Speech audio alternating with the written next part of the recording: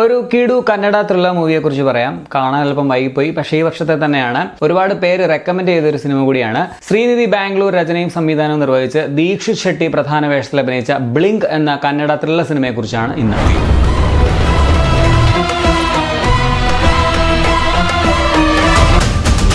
ബാംഗ്ലൂരിൽ താമസിക്കുന്ന അഭ്യസ്തവിധനായിട്ടുള്ള അപൂർവയുടെ കഥയാണിത്. അയാൾക്കൊരു കാമുകിയുണ്ട്, സ്വപ്ന.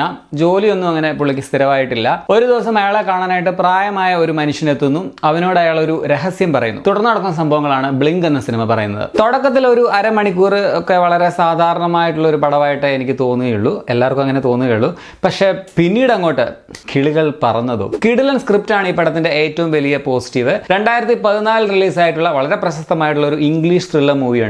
ഇംഗ്ലീഷ് എന്ന് വെച്ചാൽ ഓസ്ട്രേലിയൻ പടമാണ്. എനിക്ക് തോന്നുന്നു ഇതിന്റെ ബേസിക് സ്ക്രിപ്റ്റ് അല്ലെങ്കിൽ ബേസിക് ഐഡിയ എന്ന് പറയുന്നത് ആ പടത്തിൽ നിന്നും ഇൻസ്പയർഡ് ആയിട്ടുള്ളതാണ് എന്നാണ്. അതേതാണ് പടം എന്ന് ഞാൻ പറയുന്നില്ല, അറിയാവുന്നവർക്ക് അറിയാമായിരിക്കും. പക്ഷേ അതിൽ നിന്നും തികച്ചും ഡിഫറെന്റ് ആയിട്ട് നമ്മുടെ ഇന്ത്യൻ കോണ്ടെക്സ്റ്റിലേക്ക് മനോഹരമായിട്ട് തന്നെ ഇതിന്റെ സ്ക്രിപ്റ്റ് കൊണ്ടുവന്നിട്ടുണ്ട്. ഈ സിനിമയിൽ നടക്കുന്ന ഓരോ ചെറിയ കാര്യത്തിന് പോലും വലിയ കാരണങ്ങളാണുള്ളത്. ഓരോ സിംഗിൾ സംഭവം അവസാനം കൃത്യമായിട്ട് കണക്ട് ചെയ്യുന്നുണ്ട്. അതൊക്കെ തിരക്കഥയുടെ ബ്രില്യൻസ് തന്നെയാണ്. പടത്തിന്റെ സ്ക്രിപ്റ്റ് എഴുതിയ സംവിധായകൻ ശ്രീനിധി ബാംഗ്ലൂരിനെ അഭിനന്ദിക്കുന്നതിനോടൊപ്പം തന്നെ എടുത്തു പറയേണ്ടതാണ് ഇതിന്റെ എഡിറ്റിംഗ് നിർവഹിച്ച സഞ്ജീവ് ജഗ്രീദാറിന്റെ പേരും. എഡിറ്റിംഗ് ആണ് ഈ സിനിമയുടെ ആത്മാവ് എന്ന് തന്നെ പറയാം. ഓഫ് കോഴ്സ് ഡയറക്ടറുടെ നിർദ്ദേശപ്രകാരം സ്ക്രിപ്റ്റിന് യോജിച്ച തരത്തിലുള്ള എഡിറ്റിംഗ് തന്നെയാണ്. പക്ഷെ എഡിറ്ററുടെ കയ്യൊപ്പ് ചാർത്തിയ പടം എന്ന് തറപ്പിച്ച് പറയാവുന്ന ഒരു സിനിമയാണിത്. ഇപ്പോ തമിഴിൽ വന്നിട്ടുള്ള മഹാരാജ സിനിമ എടുക്കുകയാണെങ്കിൽ അതിന്റെ എഡിറ്റിങ്ങിനെ സിനിമയുടെ ആ സ്ക്രിപ്റ്റിന്റെ മികവിനൊപ്പം തന്നെ അഭിനന്ദിക്കേണ്ട ഒരു കാര്യം തന്നെയാണ്. ഇവിടെയും അതുപോലെ തന്നെയാണ്. ക്യാമറ, പെർഫോമൻസ് ഇതെല്ലാം ഓക്കെ, പക്ഷെ എഡിറ്റിംഗ് ആണ് ഒരു സിനിമ സൃഷ്ടിക്കുന്ന കല എന്നുള്ളത് അടിവരയിട്ട് പറയുന്നുണ്ട് ബ്ലിങ്ക് എന്ന ഈ കന്നഡ സിനിമ. നല്ല പെർഫോമൻസുകളാണ് പടത്തിലുള്ളത്. ആദ്യം തന്നെ പറയേണ്ടത് അപൂർവമായിട്ട് വന്ന ദീക്ഷിത് ഷെട്ടിയുടേതാണ്.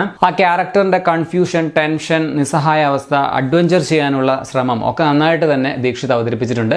നല്ല കിടു ആക്ടറാണ്. ഗോപാലായിട്ട് വന്ന ഗോപാൽ ദേശ്പാണ്ഡെ, അറിവായിട്ട് വന്ന വജ്രധീർ, ദേവകിയായിട്ട് വന്ന ചൈത്ര ജെ ആചാർ, സ്വപ്നയായിട്ട് വന്ന മന്ദര, എല്ലാവരും നല്ല പെർഫോമൻസ് തന്നെയായിരുന്നു. എനിക്ക് തോന്നുന്നു ഇതിൽ അഭിനയിച്ച മിക്കവരും നായകനൊഴിച്ച് മിക്ക ആൾക്കാരും പുതുമുഖങ്ങൾ തന്നെയാണ്. അതുകൊണ്ട് തന്നെ പരിചിതമല്ലാത്ത മുഖം എന്നുള്ള കാര്യം വളരെ തന്ത്രപരമായിട്ട് തന്നെ സ്ക്രിപ്റ്റ് യൂട്ടിലൈസ് ചെയ്തിട്ടുണ്ട്. അങ്ങനെ പരിചിതമല്ലാത്ത അതാണോ ഇത് അല്ലെങ്കിൽ അയാളാണോ ഇത് എന്ന് നമുക്ക് സംശയം തോന്നുന്ന മുഖങ്ങൾ തന്നെയാണ് ഈ കഥയ്ക്ക് വേണ്ടതും. അവിനാശ ശാസ്ത്രിയാണ് ഇതിന്റെ ഛായാഗ്രഹണം നിർവഹിച്ചിട്ടുള്ളത്. Music Prasannakumar MS. ചിലയിടങ്ങളിൽ BGM കുറച്ച് ഓവർ ദ ടോപ്പ് ആയതുപോലെ തോന്നിയായിരുന്നു എന്നുള്ളത് ഒരു ചെറിയ പ്രശ്നമായിട്ട് തോന്നി. പക്ഷേ അത് ആസ്വാദനത്തെ അത്ര കാര്യമായിട്ടൊന്നും ബാധിക്കുന്നില്ല. ഒരുപാട് വലിയ ബജറ്റിലുള്ള ഒരു സിനിമയാണെന്ന് തോന്നുന്നില്ല. സോ ചെറിയ ബജറ്റിന്റെ ചില പ്രശ്നങ്ങൾ അവിടെയൊക്കെ കാണാനുമുണ്ട്. സ്റ്റിൽ ആ ബജറ്റിൽ മികച്ച ഒരു തിരക്കഥ നല്ല രീതിയിൽ അവതരിപ്പിച്ചതിനെ മൊത്തം ക്രൂ മെമ്പേഴ്സിനെ അഭിനന്ദിക്കണം. ഈ പടം കണ്ടുകൊണ്ടിരുന്നപ്പോൾ എനിക്ക് ആകെയുള്ള ഒരു വിഷമം ഇതുപോലൊരു മലയാളം പടം എന്നാണ് നമുക്ക് കാണാൻ കഴിയുക എന്നുള്ളതായിരുന്നു.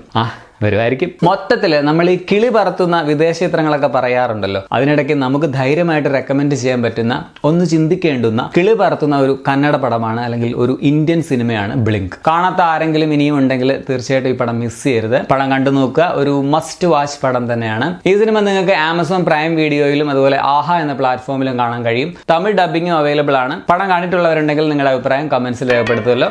അപ്പോൾ ശരി എന്നാൽ.